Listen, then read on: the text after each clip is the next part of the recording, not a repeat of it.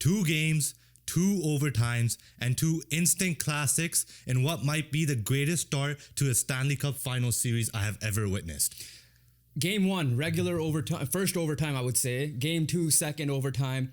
And yeah, like it was as advertised. The rematch, this might be the greatest finals ever. It has potential to live up to it, and for sure in my lifetime. Definitely on track. Yeah, in my lifetime of watching hockey, this has potential of like the best, one of the best finals, if not the greatest.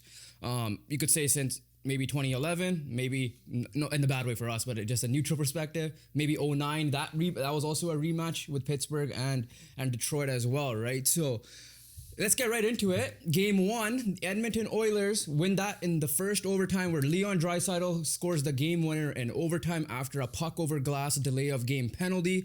At that point, the power play was 0 for 3 they didn't score a power play goal, but it felt like how that overtime was reeling. They probably would have scored on that power play, and that's what ended up happening. It was near end of the first overtime as well. The power play would have continued into the second period with about 30 seconds left, but Draisaitl calls game. And the biggest takeaway I had from not just that game but both games is that like both teams can face adversity pretty well. It's back and forth game. Just like both games have been genuine back and forth. Panthers score, Oilers answer back.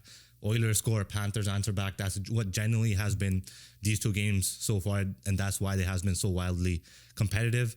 And Draisaitl last year was essentially almost a non-factor in the Stanley Cup Finals. Obviously, announces himself in this series with the 2-goal performance, the opening goal, and obviously the clinching goal of Game 1.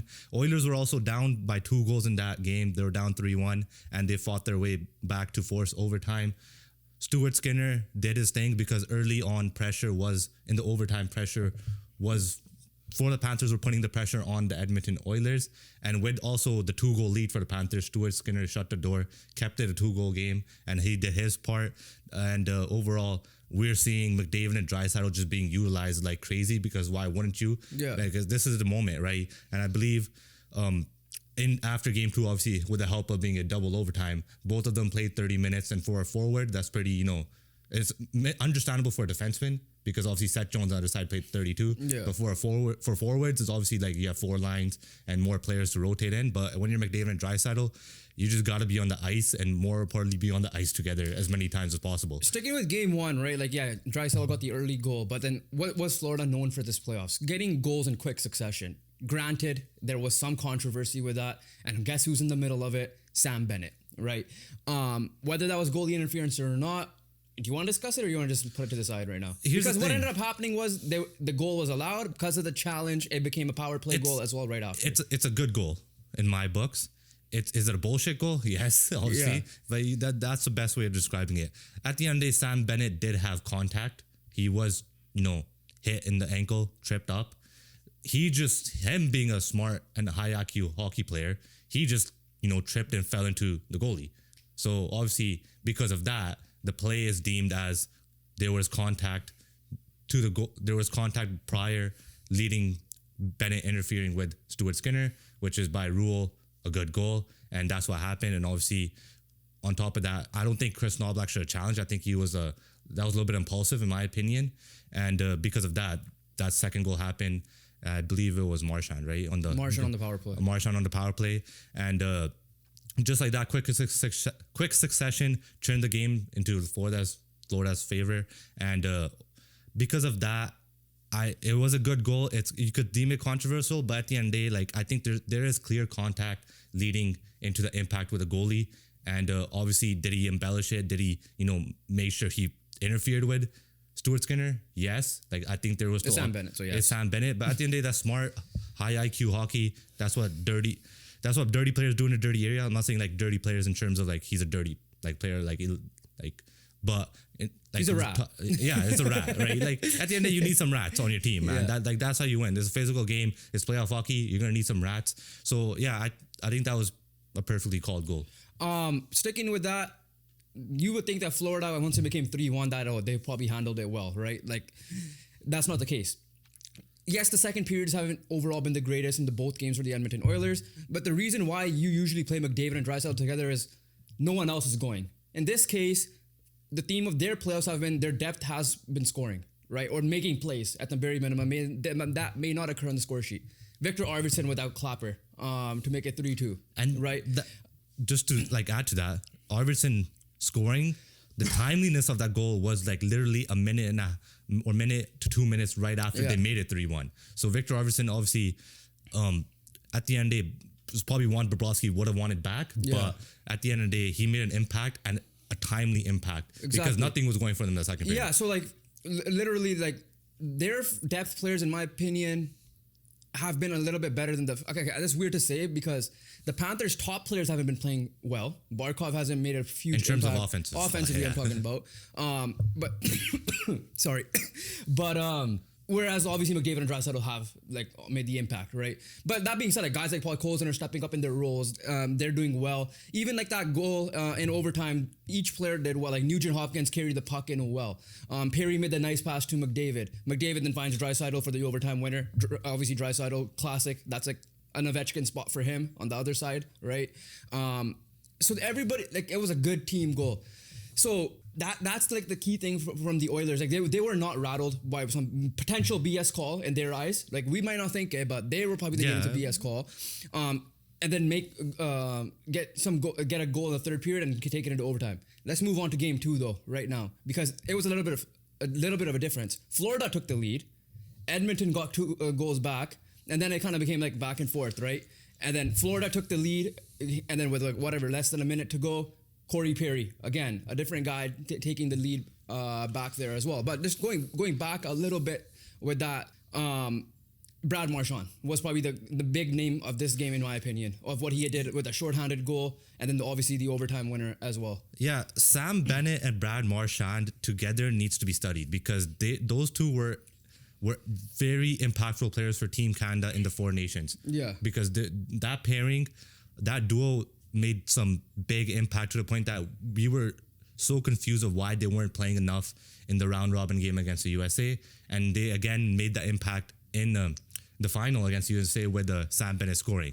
Game 1, Sam Bennett gets 2 goals, Brad Marchand gets a goal. Game 2, like you said, Sam Bennett's doing his thing, Marchand gets like what Draisaitl did, the opener, and obviously the clincher in double overtime as well. So when you're looking at it, this Brad Marchand trade was so successful for the Florida Panthers because at the end of the day, you're adding a guy who's very experienced. He's a seasoned veteran. He knows what he needs to do. He is a rat. If he needs to be physical, he'll be physical. Calm, collected guy in general. But if he needs to score and step up, he will score and step up. And that's what he has done. It's funny so because far. They're not even line mates in this, right? Like Brad Marchand's line mates are Lundell and Lushtarinen, right? Bennett is with Kachuk and Evan Rodriguez mainly, according to natural stat trick here. For game 2 specifically in this case, right? Like McDavid and Draisaitl played pretty much in terms of 5 minutes together. Just having Bennett and Marchand just on a team together, it just like raises the level of physicality and also them just providing offense, which is not really their main role. Obviously, you want to have like Kachuk and Barkov and Reinhart do that and Verhaeghe do that, but they're playing both ways. They're playing physical, and that's just been so impactful for the Florida Panthers. Yeah, which is like in this game too, which is hilarious because Brad Marchand's line only had 10 chances for. The Reinhart line, I guess they're kind of sneaky, and they have 21 chances for. Stuart Skinner has been pretty good in my opinion. I know he could have maybe had the goal back in second overtime, but again, you're playing into second overtime. That's like a game plus another 2 periods essentially after you're playing, right? Yeah, whatever they scored in the second overtime. 5 periods of play. Yeah, right. He pretty played 4 full periods plus whatever the overtime he played. But no, going back to this, like Brad Marchand trade was probably an underrated trade that we've seen outside of maybe the Audrey Kuzmenko one for a little bit for the LA Kings there. It's because he's the perfect, like leaving Boston, this was probably the next best fit for him. And they got him for a relatively cheap. He's a free agent. We get that. We'll see what happens in the offseason. He's like, listen, like it's going to sting for us, but 2011 on the exact same date, he got a shorthanded goal there to help Boston beat the Canucks, right? here he did the same exact thing as well. Overtime, like Sam Reinhart missed a full-fledged breakaway in overtime, like missed the net. You wouldn't expect that from a guy like Sam Reinhart. Brad Marchand gets the same opportunity. He was able to squeak it through there as well with Florida. So like what these two guys, Bennett and Marchand, have been doing, you would think that they're the top two players on this team. If you're just like a new hockey fan or a new Florida Panther watcher or whatever the case is, no, they're not. They're third line guys. Third line French. They're middle six second guys. Lean, They're second middle line, six guys. Yeah. That's the best way to say it. They're, Exactly. they're literally middle six guys. They're not top line guys, but they've been so impactful for the Florida Panthers. And right now, obviously, I just want to like talk about a little bit both games in general, a little bit combination. But before you go into that McDavid highlight though. That's McDavid, bro. Exactly. Like, it's like absolutely insane. And that's always going to come into what I was about to say right now. Yeah. We're seeing high event hockey, high shot volume. Yeah. Obviously, it helps when you go to overtimes. Back and forth hockey, you know, if genuine, there's been like literal goals like this where if there's a miss on the other end, goal on the other team counters and scores on the other side. It's been so perfect in terms of watching and viewing playability. But like when you're thinking about it, like all these high shot volumes, all these high scoring volumes, like 3-2 after first period is obviously crazy to think when you saw a game 2. And obviously a 5-4 game and a 4-3 game is pretty high event, high scoring hockey games. But when you're looking at it, it's not like the goaltending's been bad either, right? Yeah. When you're thinking of like there's so many goals, right? But it's not like Bobrovsky and Stuart Skinner are not playing good. Bobrovsky has had, I think, back-to-back 42 save performances, right? Both games had 9-11 save percentage and I think a 9-1-3 save percentage in game 2. Stuart Skinner had obviously above 900 game save percentage in game 1.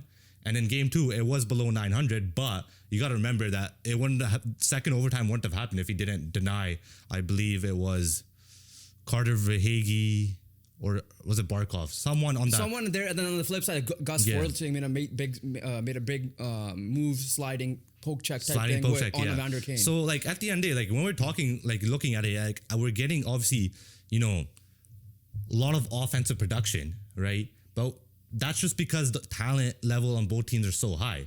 There's still been high level defensive plays by both teams, and there's still been high level goaltending by both teams as well. Like at the end of the day, it's crazy to think that Bobrovsky has 42 saves and lost, right? Like that's crazy to say, right? But at the same time, on the other side, Stuart Skinner has been literally matching Bobrovsky's play as well, right? Apart from like at the end of the day, each goalie would probably have a couple goals they wanted back, but each goalie had made some big saves and kept their team in it so they could bounce back and come back into the game, like how the Panthers did in game 2 where they were down 2-1. And then they were down 3-2 again. And obviously when the Oilers were down 3-1 in game 1 and they were able to win that game. So before we go with what's next, what do we want to see next, what's potentially going to come in the future, make sure you guys hit the subscribe button down below, hit the post notification bell as well, because we're dropping also some off-season content for you guys as well. So make sure you guys like the video, comment down below if your predictions have changed after watching these first 2 games. What do you expect? Are we seeing a 7-gamer? Are we not going to see 7 games? Let us know your comments down below and we'll interact with you guys as well. There's one thing though, this series is way too close to call, way too close to predict. So if I'm just going to like advise people, I'll probably stick with the original predictions because anything can happen. Exactly. Right? Like the only thing there's nothing, you shouldn't be surprised that, you know, you're seeing a 1-1 series after 2 games. You shouldn't be surprised you're seeing one back and forth hockey in these first 2 games. The only thing that's slightly, obviously a little bit unexpected of how, you know, highly paced these games are and how instantly like amazing these games are. And obviously the NHL is dubbing up. Obviously this finals rematch is a dub for the NHL, but like, like predictions wise, this is way too close to call before the series. And right now I think it's even closer. I think it's even harder to predict. Even with this close, obviously the Oilers are missing Zach Hyman's physicality and net front presence, but like it still has been close. After these 2 games, I think it's even harder to predict the series for sure. than it was in the beginning. Going back to it though, let's close it all, round it all together now to close it out. What do we want to see in the future? I think we're going to be bound to see a defensive game at some point in this series, right? We've already saw 2 high event, was it 5-4 and 4-3? Yes. I could see like a 2-1, 3 at the max 3-2 games coming up. I'm not saying next game, but I'm just saying that in general because how good Edmonton has played defensively and we know how good of a team Florida is defensively as well. The other thing I'm looking at this as well is Florida took a game. right? Yeah, it's advantage Florida, they're fully yeah. confident. They may have lost the first game in overtime. They got the second game. That was probably a big win for them. Even though when they played against Toronto, they were down 2-0. They went home and they were able to face the adversity, right? We told you, like we said a lot of things about both of these teams facing adversity. We already know what happened with the Kings series with the Oilers. We saw what happened when Draisaitl scored in his own net at the buzzer against Vegas. And obviously Dallas game 1. Flip side with these guys as well, with Florida, especially mainly in the Toronto series, but like coming back, everybody thought Tampa was going to beat these guys. No, they handled them well, right? And Carolina, they were able to come back in that game 5 and pretty quickly as well.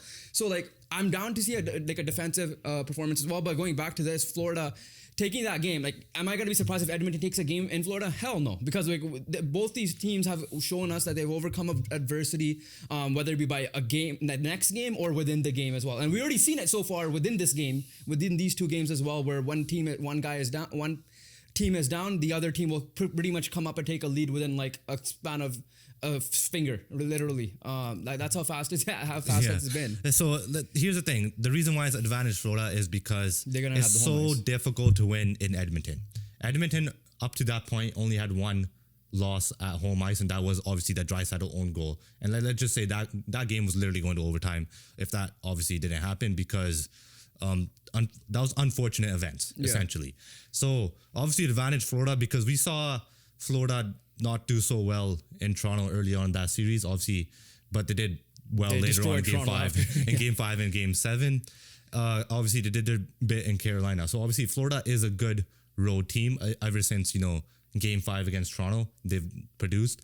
And stealing one in Edmonton is very crucial, just because, like, at the end of the day, Edmonton has the home ice advantage, right? If Edmonton forces 7, or if this goes 7, it's advantage Edmonton, right? Like how last year, if it went 7, it was advantage Florida, even though Edmonton had all the momentum, but Florida had home ice.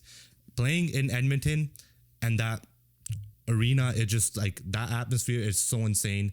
And I just, like, that's what happens when a Canadian team is, I guess, is in the NHL Stanley Cup Finals. But when you're looking at it, that's such a just massive W, massive needed win for Florida, just because now it feels like they have some sort of control in this series. But then again, obviously, like you just said, it could literally change for first 5 minutes of the next game. So before I close it out here, what I want to see from both teams going forward, obviously we all want to see 7 games of every game being overtime. Please be 7 games. Right? Please be 7 games, bro. That being said, though, like from the Oilers side of things, McDavid and Draisaitl still need to be the best players. We all know that. They need to keep performing like this. They cannot have a night off, but they need to make it high event hockey as much as possible, because high event, in my opinion, favors them more, right?